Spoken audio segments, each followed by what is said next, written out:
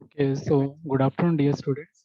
Let's move to the next topic, that is factors affecting the computational complexity of the that is algorithm. Okay, so if we consider the frequent item set generation algorithm, okay, so we have considered one of the algorithm, that is a priori algorithm.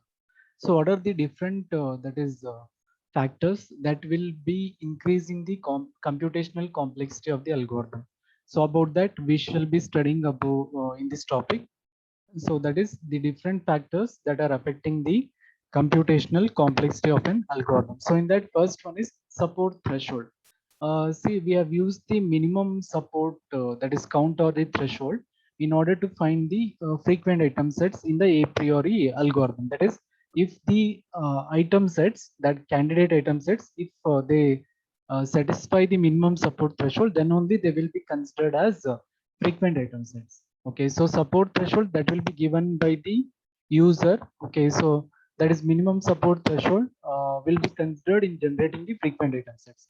And those item candidate item sets which are having the support count greater than or equal to the minimum support count or the minimum support threshold, they will be considered as frequent item sets. Now the thing is, suppose if you reduce the support count here, okay, so then see, it will be generating more item sets as frequent item sets.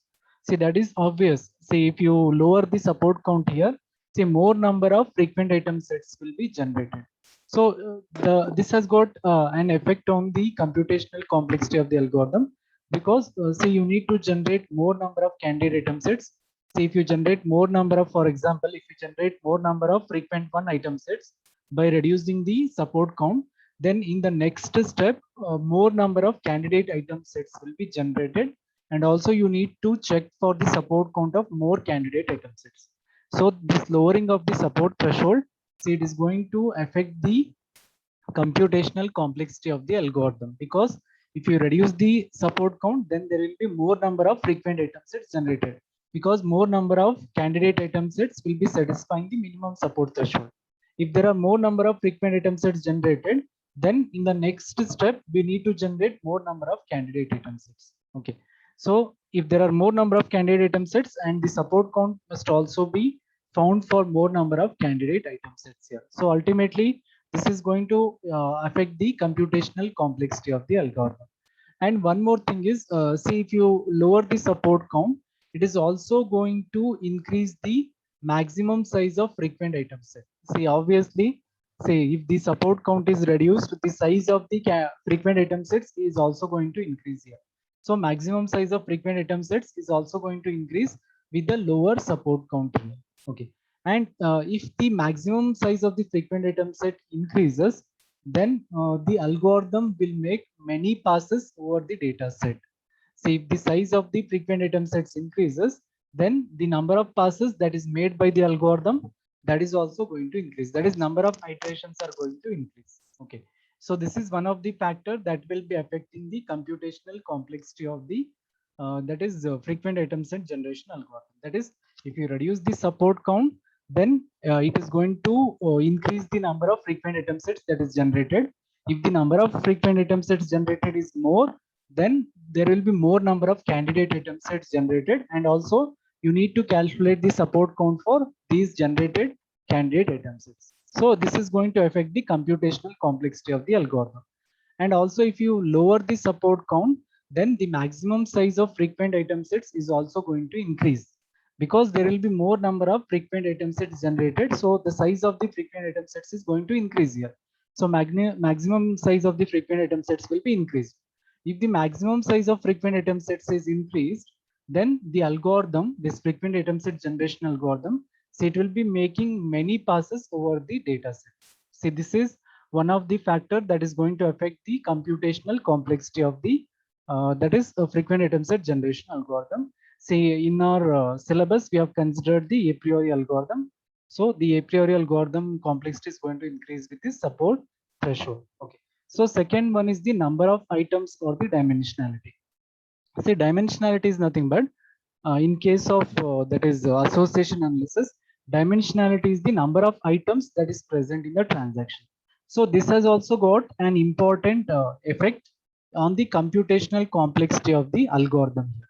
See, suppose if you increase the number of items or the dimensionality of the transactions, then you need to reserve more space for storing the support count of these item sets. See, if the number of item sets are going to increase, obviously, see, you need to have more space here in order to store the support count of these item sets. So as the numbers are going to increase, there will be increase in the number of support counts also. So there will be more space required here. Okay. And if the number of frequent item sets is going to increase, okay, so with the this increase in the number of items or with the increase in the dimensionality, then the computation and the IO cost is also going to increase. That is, computational complexity is going to increase, and also input output cost, that is reading and writing of these items from the database, that is also going to increase, because you need to generate more number of candidate item sets if you increase the number of items. So the second factor which is going to affect the computational complexity of the frequent item set generation algorithm is, say, as you increase the number of items or the dimensionality of the data set here, it is going to take more amount of space in order to store the support count of these items. So the number of items is directly proportional to the space for storing the support count. Okay, and one more thing is, see, as you increase the number of items, there will be increase in the number of frequent item sets also. Frequent item sets which are generated, they are also going to increase. Then the computational cost and the IO cost is going to increase if the frequent items are going to increase. Okay, because see, once you generate that is more frequent item sets, then the candidate item set generation is also going to increase. That is directly proportional. Frequent item set numbers is directly proportional to candidate item set number here.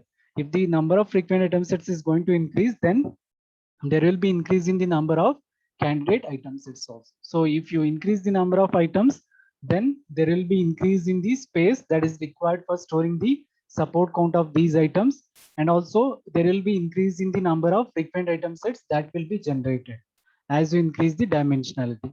And this is going to increase the computational and the IO cost also, as there will be increase in the number of candidate item sets. So this is the second factor that is going to affect the computational complexity of the a priori algorithm. Okay, so now coming to the third thing, that is number of transactions or size of database. That is, how many transactions are present in the transaction set or the database. That is also going to affect the computational complexity of the algorithm here. Because see, if you increase the number of transactions, the number of passes that is done by the a priori algorithm, it is also going to increase. So it is directly proportional here. So a priori algorithm has to make many more repeated passes here on the database or the data set here, as you increase the number of transactions here. So this number of transactions, so it has also got the effect on the that is computational complexity of the algorithm. As you increase the number of transactions, the algorithm has to make many number of passes over the data set. Okay. So last factor that is going to affect the computational complexity of the a priori algorithm is average transaction width. Okay. So transaction width is nothing but, say again, it is the number of items which is present in the transactions. Okay, that is nothing but the transaction width. See, if we consider the average transaction width here, that is transaction width average, if we consider that, see, for dense data sets, average transaction width will be very large here, because the data will be large in the dense data sets here. So the transaction width will also be very high or very large. So this is going to affect the computational complexity of the a priori algorithm in two different ways. So first thing is, say, maximum size of the frequent item sets is going to increase with the average transaction width. See, again, if the average transaction width, that is average of the number of items which is present in the transactions, say if it is going to increase, then the maximum size of the frequent item sets is also going to increase. And as a result, if the maximum size of frequent item sets is going to increase, then more number of candidates must be generated and more support counting must be done here. So it is directly proportional here.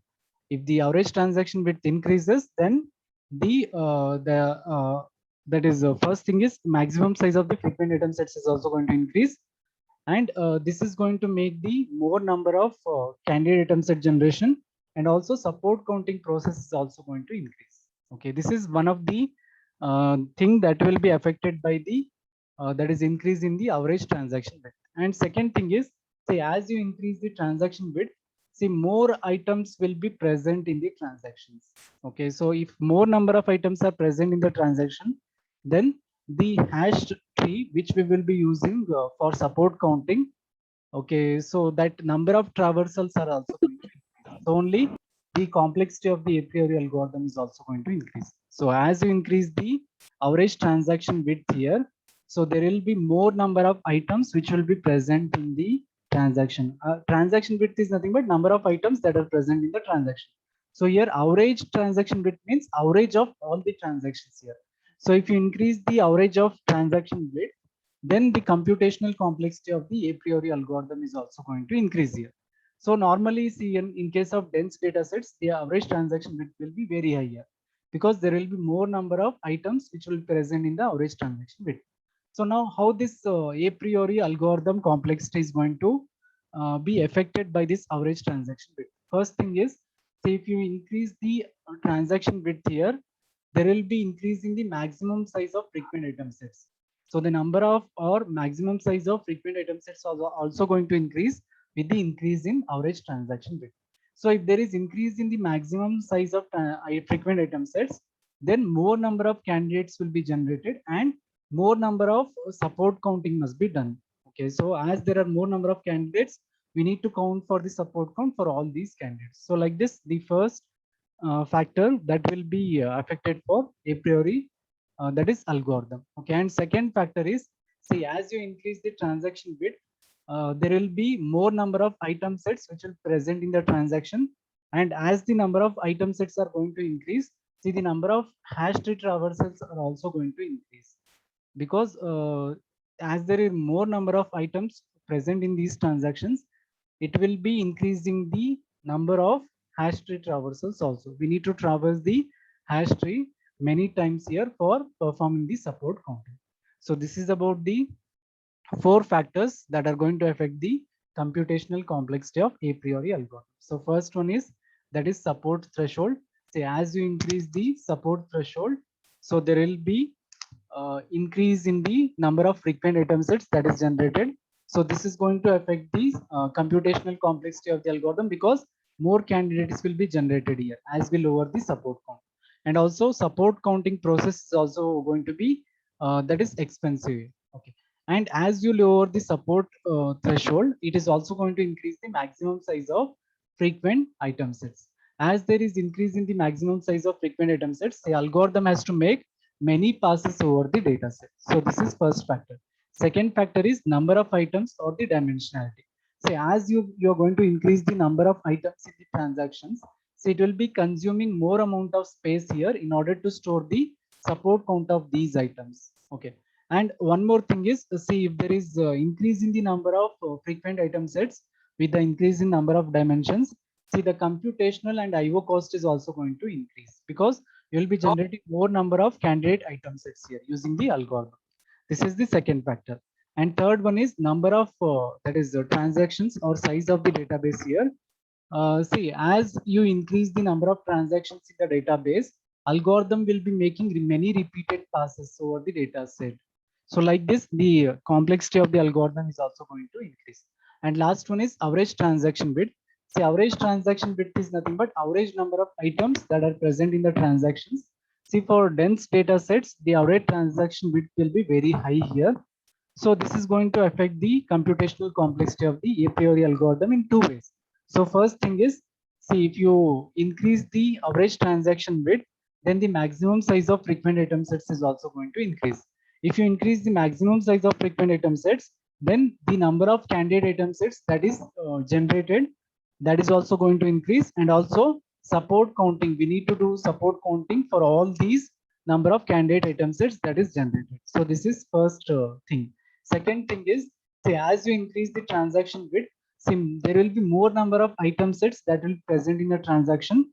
This is going to increase the number of hash tree traversals that we will be doing while performing support counting. Okay, so these are the four factors that are going to affect the computational complexity of the a priori algorithm.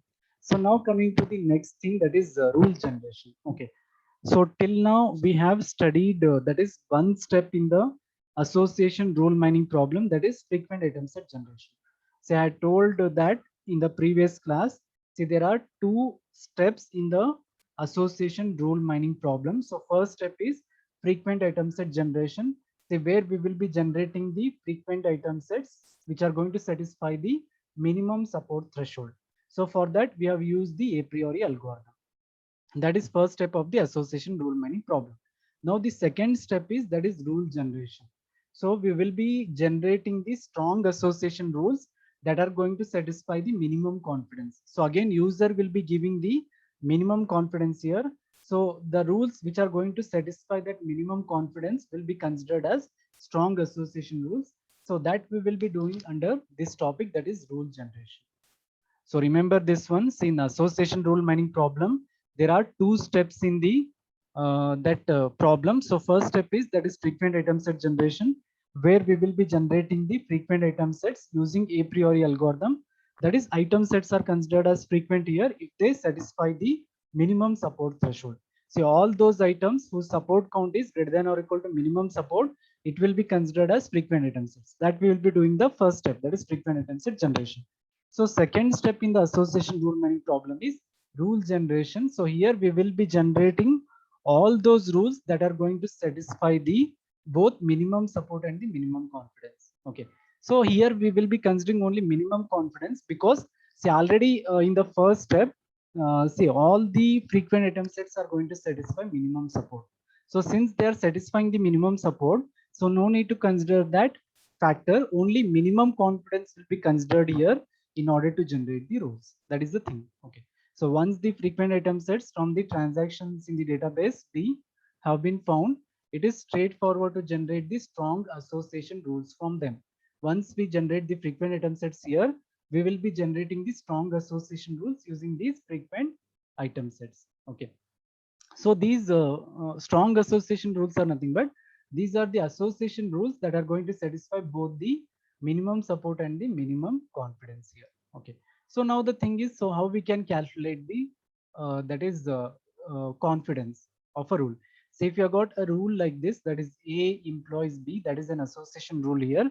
So the confidence of this rule, that is confidence of A employs B, see, it will be equal to conditional probability of B conditioned on A. Okay. So then how we are going to find this conditional probability of B conditioned on A? So it is calculated using this equation, that is, it will be considered as the ratio of support count of A union B divided by support count of A. So this is the confidence equation. So remember this one, confidence of A employs B. The confidence of this rule is equal to support count of A union B. So we need to consider the union of these two item sets here, A union B divided by support count of only, that is LHS item set. Okay, that is support count of A. So this is the confidence. So you can easily find the support. Support is different. That is the how many transactions that item set is present. That is called as a support. But in order to find the confidence, you need to use this formula. That is confidence of A employs B is support count of A union B divided by support count of A. Okay. So now let's see one example here. So before that, see how we can generate the association rules here. Okay. So there are two steps in this. See, once you get the frequent item set, that is L. See, for each of these frequent item set L, we need to find all the non-empty subsets of this L. Okay. So I will give you example later. You'll understand it. Just try to understand these two steps here. See, we will be generating the association rules from the frequent item sets, which we have found in the first step. So already we have got the frequent item set list here. So for all those frequent item sets, in general, for each of these frequent item sets, L, generate all the non-empty subsets of this L. So I need to consider all the non-empty subsets of this L. Okay. Then for each of these non-empty subsets, S of L, so we'll be outputting the rule, that is S employs L minus S. So S is one of the subset of this L. L minus S is, we need to consider those item sets by subtracting this S from L. That is remaining item sets by leaving this L, S from L. So what are the remaining item sets that we need to consider in RHS? So LHS is, that is one of the subset of this L. So the rule will be in this form. S employs L minus S. Okay. So now we'll be finding the support count. So support count of L divided by support count of S. See, support count of L is nothing but it is A union B divided by support count of S is, that is support count of A. That is confidence equation. It must be greater than or equal to minimum confidence. So we'll be considering all those rules which are going to satisfy this condition. That is, this is nothing but support, that is confidence equation here. Support count of L by support count of S is nothing but it is confidence equation. See, L is nothing but here A union B. It will be containing the all the elements of the frequent item set. That is A union B divided by support count of S is support count of A. So this is confidence. So confidence must be greater than or equal to minimum confidence. Okay, so minimum confidence is the minimum confidence threshold here. So all those rules which are having, that is confidence greater than or equal to minimum confidence, so they will be considered as strong association rule. So we'll output those rules here. So for each non-empty subset S of L, output the rule S employs L minus S if the support count of L by support count of S is greater than or equal to minimum confidence. So these are the two steps that we will be following in this a priori, that is, sorry, association rule generation, that is step. Okay, so see here, I will repeat these steps. See, for each of the frequent item set L that we have generated using a priori algorithm, we need to consider all the non-empty subsets of this L. And for each of these non-empty subsets S of L, we will be outputting the rule in this form. S employs L minus S. S is nothing but it is one of the subset. And then L minus S is, we need to consider all those items leaving this S in the frequent items. Okay, then find the confidence of that rule. So confidence of this rule is, that is support count of L by support count of S. That must be greater than or equal to minimum confidence. So those rules will be considered as strong association rules. So now let's see one of the example here. So I hope you remember the first problem that we have solved for the frequent item set generation. Okay, we'll just show it. So see here.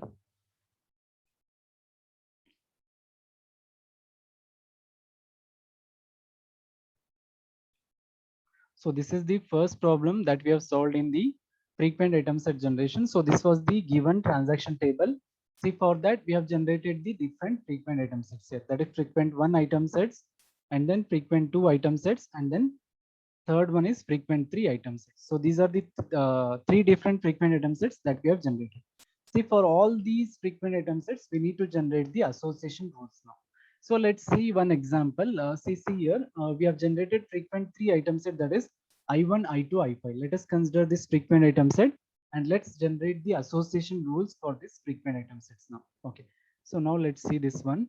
So one of the frequent item set that we have considered here for generation of the that is association rule is I1, I2, I5. That is one of the frequent item set that we have generated using a priori algorithm. So for this frequent item set, let's generate the association rules. Strong association rules, let's generate. Okay. So now the thing is, see, as I said in the first step, we need to consider all the subsets of this frequent item set. That is non-empty subsets we need to consider. So what are the non-empty subsets? Okay, so one is I1, I2, that is 2 item sets. I1, I5, I2, I5, I1, I2, I1, I5, and then I2, I5. Coming to the single items, I1, I2, I5. And we can't consider the null set because in the first step itself, they are given that we need to consider only non-empty subsets here. Okay, so non-empty subsets means I1, I2, that is one subset, I1, I5, I2, I5, and then I1, I2, I5. These are the non-empty subsets. See, after considering the non-empty subsets, next step is, see, for each of these non-empty subsets, we need to output the rule now. Okay, so see here, if we consider the first non-empty subset, that is I1, I2. Okay, so S employs L minus S is, so S is nothing but I1, I2. Okay, employs L minus S is, so from L, so L contains these I1, I2, I5. So from this I1, I2, I5, subtract these S values, that is I1 and I2. So if I subtract I1, I2 from this I1, I2, I5, remaining is I5. So that will come in RHS part. So I1, I2 employs I5 is the first rule. Okay. So S employs L minus S is this one subset. Okay. I1, I2 employs L minus S is from L. So L is this one. Okay. So from this subtract S. So if you subtract S, remaining item is I5. So rule will become like this. So I1, I2 employs I5. Okay, so for this, find the confidence. Okay, so confidence is nothing but support count of A union B divided by support count of A. So what is the support count of A union B? So A union B means we need to consider the union of these two item sets. So it will become I1, I2, I5 union, that is union of these two. So support count of I1, I2, I5 divided by support count of A is nothing but LHS part here, I1, I2, support count of I1, I2. So support count of I1, I2, I5 is, see if you look at in that table, so support count of I1, I2, I5 is 2. That is in total 2 number of transactions, these three items are going to appear, divided by support count of I1, I2 is, that is 4. In 4 transactions, these two items are going to appear. So 2 by 4 is, that is 50%. Okay. So in the same way, second subset is I1, I5. So I1, I5 will become LHS. L minus L will become I from this L, I1, I2, I5, subtract this I1, I5. Remaining is I2. So that will come in LHS part, sorry, RHS part. So now if we calculate the confidence of this rule, so confidence of this rule is, that is union of these two subsets. So it will become support count of I1, I2, I5 divided by support count of LHS part is I1, I5. So support count of I1, I2, I5 divided by support count of I1, I5. So support count of I1, I2, I5 already we know it is 2. So 2 divided by support count of I1, I5 is, see these two items are going to appear in 2 transactions. So it is 2. So 2 by 2 is 100%. Okay. So in the same way, next item set is, that is I2, I5. Okay. So that is subset. So I2, I5. So that is LHS part. And RHS will become, so from this subtract this I2, I5, remaining item is I1. So I1 will be left. So this is the third rule. And again, calculate the confidence of this. So confidence will be support count of I1, I2, I5 by support count of LHS, that is I2, I5. So support count of I1, I2, I5 is 2 divided by support count of I2, I5 is also 2. So 2 by 2 is 100%. And next subsets are I1, I2, that is single items I1, I2, I5. See for these LHS will be, so see here I1, I2, I5, and RHS will be, see from L, that is I1, I2, I5, subtract these three elements. So from I1, I2, I5, if you subtract I1, it will be I2, I5. From I1, I2, I5, if you subtract I2, it will be I1, I5. And if you subtract I5 for I1, I2, and then I5, so remaining items are I1, I2. Okay, so for these rules, find the support count. Sorry, confidence. Okay, so confidence will be, that is support count of these union of these items, that is I1, I2, I5. It is fixed for all these. Numerator is same because if we consider the combination or the union here, we get the item set I1, I2, I5. So numerator is same. Only denominator is going to change. So support count of I1 is 6. So divided by 6. So support count of I2 is 7. And then support count of I5 is 2. So if we calculate, we'll get these values. So if the given minimum confidence is 70%. So if the user has given with the minimum confidence that is 70%, see from these association rules, I need to choose those rules that are above this 70%. So the rules which are above 70% is this one, that is I1, I2 employs I2, I1, I5 employs I2, and then I2, I5 employs I1. That is, they are having 100%. And also this one, I5 employs I1, I2. Okay, so these are the three strong association rules because they are above this minimum confidence threshold, that is 70%.